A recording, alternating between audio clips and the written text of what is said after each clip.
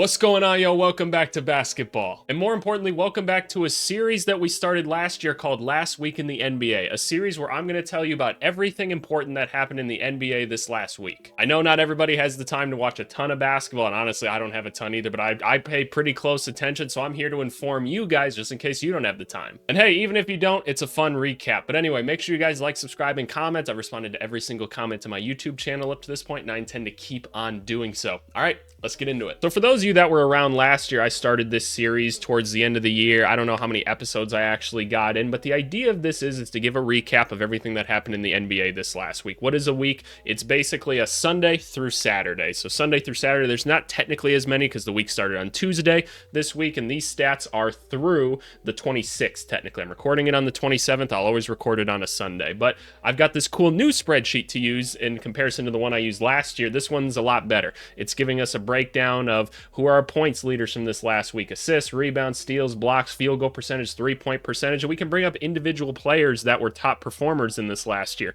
Let's take Luka Doncic in this occasion, right? Luka, 34 points a game, awesome. We can see the field goal percentage and 3-point field goal percentage. We'll get like kind of a heat map or a heat rating as to like how good they are. And then we can go and just take a look at any other random player around the NBA. Let's just say it's Brandon Miller, who is only averaging 6 points a game right now. But again, it's only one game, and I believe he got hurt halfway through. So we can take a look at a lot of different people in this and kind of get a sense as to where they are. We've also got some news topics that we're going to cover. But yeah, let's get started with the episode. So the first person I actually want to highlight here is Anthony Davis. Anthony Davis is our points per game leader in the NBA at this point. 34 points a game, as you can see here. JJ Reddick said that he was going to unlock him, and that's what he started to do so far. It's been cool to see the Lakers offense really take shape and be probably about as analytical as we all expected it to be, and they've put Anthony Davis in some great operating spaces. 34 points per game, 11 rebounds, which actually doesn't find him in the rebounds per game leader category even, which is kind of nuts. 1.5 steals, almost 2 steals, and almost 2.5 blocks. 57% from the field is nuts, and 40% from three. That's amazing. Obviously above league average in 3 games so far. Phenomenal job so far. If I can point out one cool thing that Anthony Davis has been a part of, and this is just the JJ Reddick effect so far, they've been running this one play. I've seen them run it 2 to 3 times in every single game so far, and I think it's a super cool play. So I'm going to show you guys that really quick. Alrighty, y'all, I found the play here. So the play actually starts off with LeBron flashing from the short corner right here, and he gets the ball ideally around the nail right here, otherwise known as the free throw line, and Austin Reeves just passed him the basketball. So watch what happens here. Let me turn the audio back on so y'all can hear it. Watch how this play unfolds. So LeBron's got a chance to kind of operate. It's just kind of dummy action right now. He's going to do an immediate skip pass to Anthony Davis, and you'll see they run this play pretty early on in the half and at the start of the game is what I've seen so far. This turns into either a handoff or just a little drop pass right here to set a screen for Austin Reeves. Now, they've gotten 3-point shot looks off of this so far, which is pretty cool. But what's happening next is they're dumping it back to AD, and we're getting a little backdoor action here, and they've gotten quite a few layups and other things off of this play. So just like, it's a really cool concept because you don't often see handoff actions going into the corner, and they're just using the idea of the players are constantly going to be behind and chasing people here to really get some nice action out of it. And man, shout out JJ Reddick, man, for drawing up some cool stuff. Some other guys we want to give some attention to, obviously like Jason Tatum, like he's having a great time or whatever, but I want to give a lot of credit to LaMelo Ball, who in 3 games, almost 32 points a game, 7 assists, 7 rebounds, a steal, and almost a block, 41% from 3, and then 46% from the field, which, not anything crazier to write home about, but LaMelo Ball's been balling. Like this 41, almost 42% from 3 has come off some pretty crazy shots, and we know that that's what he's capable of when healthy. Really, really good. Hornets still aren't going to probably be elite this year, but like guys like him and Nick Richards, I think have been like really cool guys to watch this year. You guys know I'm a big Nick Richards guy. 10 points, 11 rebounds. Some of you are like, Nick Richards is not a starting point guard or starting center. He really could be. 2 blocks a game. Like, dude's a really nice basketball player at the end of the day. So Charlotte Hornets, maybe not the best team in the world, but they got something interesting cooking here at the very least. So I like to look at that when we can. The next guy I want to give some credit to is Cade Cunningham over here. Shout out Cade Cunningham. It's been a rough ride for him in the NBA up to this point, but we're seeing just the talent that this guy has. 27 points, 8 assists, 5 rebounds, almost a block and a half, and almost a steal. Field goal percentage is fine. 3-point shot percentage hasn't been great so far this season, and That's fine. It's not going to be great with everything, but can the Pistons just figure out their lineup, please? I just don't think it's very hard. Why is Malik Beasley coming off the bench? 15 points per game, almost 3.5 rebounds, shooting 50% from the field from three. Like, dude's a torch. Just put him next to Cade because he draws so much gravity. We can even just look at like the plus minus of it all. That's not the page I wanted you guys to see. And like, look, you guys need to realize that Beasley's not going to have like a phenomenal, like it's not going to be a positive plus minus regardless. It's actually a minus 3.3 here. This is our plus minus right here, all the way up here at the top. But like, for a team that's not winning many basketball games, that's actually pretty good. And when him and Cade are on the court together, it's been a positive correlation. Put them together. Also, I can't quite comprehend why Simone Fontecchio hasn't been able to get more time on the court. Like, he was so good for them last year. Now he's just not getting much burn at all, and I'm kind of bummed about that. I don't know. It seems like a logical fit for me to have him start. But Jaden Ivey has been a positive for them so far this season. 21 points. 3-point shot not falling quite yet, but contributing in a lot of other ways. He looks a lot better this season than he did last year. So starting to figure it out. If we can give a primary focus to one more guy, though, let's give it to Franz Wagner, who in 3 games so far this season, 25 points, 4 assists, 5.5 rebounds, shooting at 52% from the field, almost 53 and 45% from three. 3-point shots falling. If that shot's falling, we've got us a really good basketball player in our hands because the defense still looks pretty good. His ability to create for himself maybe still a little bit limited. He's using his size and his strength pretty well, and he looks a little more agile than he did the last season. And obviously, him and his running mate Paulo Banchero, who's getting you 21 points per game as well, and he's also hitting his 3-pointer. We know that he worked a lot on it this last off season.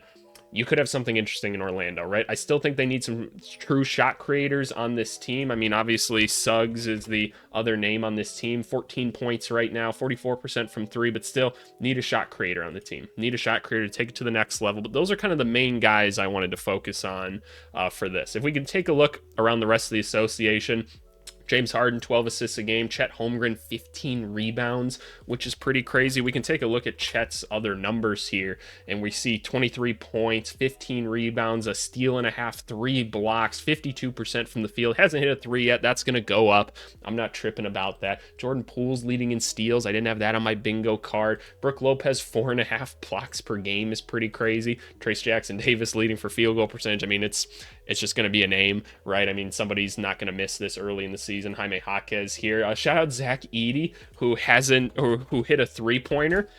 That's amazing. 100% here. Zach Edey's fouls are rough right now, man. Zach Edey is fouling the shit out of everybody, and I know every Big Ten fan out there is like, see, we told you. We told you he just fouled the whole time, and yes, you were right. Yes, you're right. I didn't ever disagree, I promise. He fouls the shit out of people. Like, he doesn't move his feet quick enough. It's going to be a problem for him for probably a good chunk of his NBA career. I mean, you can get smarter and stuff like that, but I feel like he's always going to be kind of trailing behind. This is what I was trying to tell you guys with a guy like this, and look, he's going to get better, right? Like, it's early on in his career, he's going to get better. But it's moments like this that you see, they can just put him in positions that are uncomfortable. NBA players are a lot smarter than college players. They're going to keep putting him in these uncomfortable situations, and it's going to be rough. His offensive game isn't really correlating to the NBA right now. I mean, most of his stuff is cleanup opportunities, which is cool, and that's why I think he can be kind of a trick pony kind of guy coming in off the bench. That's where I kind of see him fitting in more so, but hey, he's getting like 14 minutes and like 4 to 5 fouls a game right now. So something's got to change. It's going to be okay, though. He's going to be able to contribute somewhat in the NBA at some point. But let's do like a rookie report in general. Why don't we? Let's take a look at like Risa Shea, right? Because the rookies have not been getting a ton of burn so far. A lot of them aren't even in the rotations. We knew this was a rough class. Risa Shea coming off the bench, 6 points, half an assist, half a rebound. Field goal percentage is rough right now. Is what it's going to be. Let's take a look at Alex Sarr. Where does Sarr fit into things here? 7 points, 5 rebounds. Again, playing with a team that doesn't know what they're doing, a rookie point guard that can't quite set him up. 18% from 3, 29 from the field. Very, very rough. Let's take a look at our other boy, Reed Shepherd here. Not looking much better for Reed. 3 points a game, 2 assists, 1 rebound. Pretty rough from the field. He's getting bullied on defense, man. Do you guys remember what I was saying the whole offseason where I'm like, it doesn't matter how good his hands are because he's getting little poke outs, right? Like, we know he could do that, but there's so many guys that are just getting like one step and he goes flying. I've seen so many clips of it, and that's where I'm worried about the guy. I don't know how much more weight and stuff he can put on, and I just don't know how he's going to be able to help defensively. defensively. I really worry about him in that sense. But they're young. They're going to figure it out. Alex Sars at least look really good defensively. Like, I've seen so many times where he rotates all the way down from the top of the key and gets those blocks. It's super cool. I don't know. Rookies, it's rough so far. It's rough so far. Who's rookie of the year at this point? Are any of them standing out? Is it Zach Edey somehow? I don't know, man. I don't know. It's rough so far. But yeah, no, let's talk about news and the other things going on in the NBA. Bron and Bronny, I think, was really cool. So let's pull up Bronny James here. I don't need to necessarily see his stats, but he's going to be going down to the G League, it sounds like. But it was really cool just to see these two kind of get on the basketball court at the same time, right? What is going on with this webpage? Shh, quiet now. But no, it was really cool to see them get on the court together. He almost got a bucket. Like, Rudy Gobert made a crazy play in that game he got into where he swatted his putback or whatever. But Bronny's going to go down to the G League. We all kind of knew that, but man, what a special moment to see those two on the court together. I don't care if you like Bronny or Bron or anything like that. That's a special moment, man. I just can't say that it's not. Going on to DeJounte Murray here. DeJounte Murray got hurt already, and that is unfortunate. 4 to 6 weeks, fractured hand, got hurt in the first game.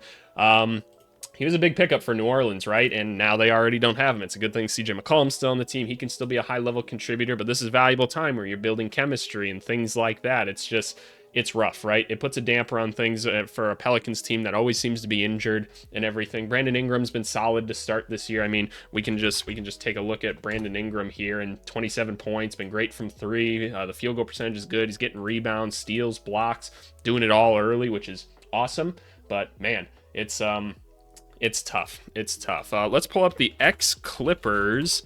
What are they? Medical staff or whatever, the firing. Yeah, so we've got an trainer suing the Clippers because Kawhi Leonard subjected to illegal medical treatment. Apparently he was kind of whistleblowing, and now he's suing because they fired him from it. I don't know what that means. There's always mysteries around Kawhi and his health and all of this stuff, and who knows what people are trying to do to keep him on the court. So it sounds like somebody whistle-blew, might have gotten fired, and now they're coming back to the Clippers. So that's going to be a thing we kind of have to watch out for. If we could talk about other things that teams aren't supposed to be doing, the NBA is opening an investigation on Joel Embiid. Yeah, that's the next one here. Good old Joel Embiid. So early on, he's like, yeah, I'm not playing back-to-backs, things like that. Shouldn't say that stuff. It's wrong. It's not good. We don't like to see that.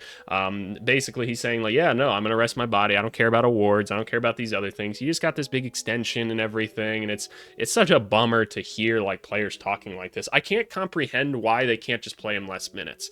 Like, I can't comprehend. It's your job to be on the court. You should be on the court if you can be on the court. I don't understand this load management thing completely. I know there's science behind it, but people are still getting hurt, and it seems like a lot. So I don't know, man. I don't know, but the league's going to investigate it to be like, hey, are you holding this guy out when you're not supposed to, right? That's kind of what they're going for. Next thing we're going to talk about here is PJ Mother Tucker. That's who we're talking about here. So PJ Tucker basically is really sick of not playing for the Clippers, and the teams kind of come together. He's got not the best contract in the world, but he's free to look at a trade at this point. I don't know. You'll see I wrote here, in the news section, let me pull over to this, PJ Tucker trade. Do we care? Who wants PJ Tucker? Why do they want PJ Tucker? At this point in his career, what is he really doing for you besides kind of being the bully that is like sitting at the end of the bench or something, right? I don't know how good of a coach, on-court coach that he is, but for like the $11-12 million that he's supposed to make, I don't know how you're actually doing that outside of a buyout. So he's there if somebody wants him, I guess. All right, next thing we want to talk about is Giannis's dunk on the Chicago Bulls, which, look, man, not the prettiest start for my Bulls to start the season, not the worst, but we got to show off highlight plays when they happen. Let me see it. DeLon Wright gets the steal, sees Giannis. Oh, no! Vooch, get off the ground. You can't just lay there and take it. You can't. Come on, let's see it. Oh no. That's a crazy man right there. That's a big man. I like pulling up these highlights when we can, man. It's fun. And then I got another one for you. It's the Brandon Ingram game winner. I'm gonna mute whoever this is. Shout out this person, their channel and everything. I just want to see the clip. But Brandon Ingram hit a game winner over Anthony Simons this last week, and it was a tough one, like super tough shot, right? He goes and he gets it. The story behind it is apparently Anthony Simons and Brandon Ingram have the same baby mama, and that is hilarious to me. Like, apparently Herb Jones was saying something like, yeah, show him who daddy is. Show him who daddy is. I can't get enough of stuff like this, man. How do you end up as Eskimo brothers with someone else in the league, man? I don't know. Next thing I want to talk about is the NBA Cup courts. They've released them. This is awesome. The NBA Cup is back. I really enjoyed it last year. The only thing I didn't enjoy about them was the courts. I thought the courts looked atrocious. This year, I actually think they look really good. I'm glad that they all kind of have a similar style and feel to them. My only question, and I think I've seen a lot of other people with this question, do this for the playoffs too. Can we have custom playoff courts? I think that'd be sick. These courts look really, really good. I thought the Bulls had one of the worst ones last year. This looks a lot better. I'm excited about this. I'm excited about these. If I can pick out a couple ones that I think look really, really cool, it's all opinions. The Timberwolves one looks cool with the forest here. I like the Kings one. I'm sure Brooklyn has a cool one. Where's Brooklyn's at? Can I find Brooklyn? No, I can't find Brooklyn on here, but that's okay. I'm sure they have a cool court at the end of the day. Like Charlotte has a cool looking one. Oh, there's Brooklyn. Yeah, I kind of like that one. It's kind of got the cool court texture brought out of it. I don't know. I like it. I like it at the end of the day. And then final thing, Mikal Bridges jump shot. I want to talk about that just a little bit, and there's going to be a video coming out later this week where we're actually going to dive into it and into the film, but 18 points per game so far, 40% from the field, 40 from 3, 60 from the field. The jump shot's falling. It looks rough, though. It looks rough, and I've already recorded the video for it. We've already done a deep dive as to kind of what might be going on with it, but what's going on, man? Why did we get to this point? Apparently it's self-inflicted, too. Like, he's deciding to do this. I'm confused, to say the least. But hey, that's last week in the NBA, y'all. Quick video to kind of get you guys started on a Monday. Hopefully this is a good way to start your day off with a little bit of coffee and everything. Just reminisce about things that are going on in basketball. We're going to be doing this for every single week of the NBA season, so make sure you stay tuned, subscribe, do all those things, and we'll see you guys later. Thanks so much.